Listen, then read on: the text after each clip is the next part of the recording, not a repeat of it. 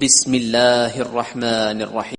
يا أيها الذين آمنوا أنفقوا مما رزقناكم من قبل أن يأتي يوم لا بيع فيه ولا خلة ولا شفاعة والكافرون هم الظالمون. اے ایمان والو، جو مال ہم نے تم کو دیا ہے اس میں سے اس دن کے آنے سے پہلے پہلے خرچ کر لو جس میں نہ اعمال کا سودا ہو اور نہ دوستی اور سفارش ہو سکے، اور کفر کرنے والے لوگ ظالم ہیں۔ اللہ لا الہ الا هو الحی القیوم لا تأخذه سنة ولا نوم له ما في السماوات وما في الأرض من ذا الذي يشفع عنده إلا بإذنه يعلم ما بين أيديهم وما خلفهم ولا يحيطون بشيء من علمه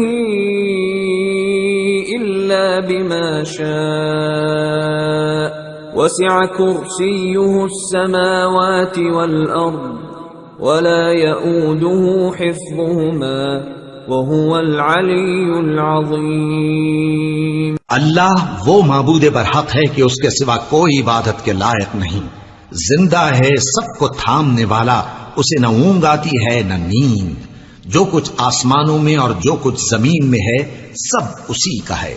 کون ہے کہ اس کی اجازت کے بغیر اس سے کسی کی سفارش کر سکے؟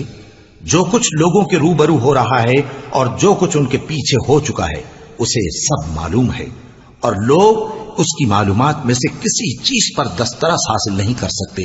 ہاں، جس قدر وہ چاہتا ہے اسی قدر معلوم کرا دیتا ہے۔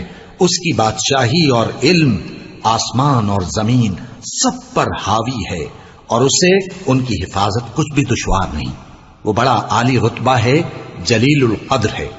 لا اکراہ فی الدین قد تبین الرشد من الغی فمن يكفر بالطاغوت ويؤمن بالله فقد استمسك بالعروة الوثقى لا انفصام لها والله سميع عليم۔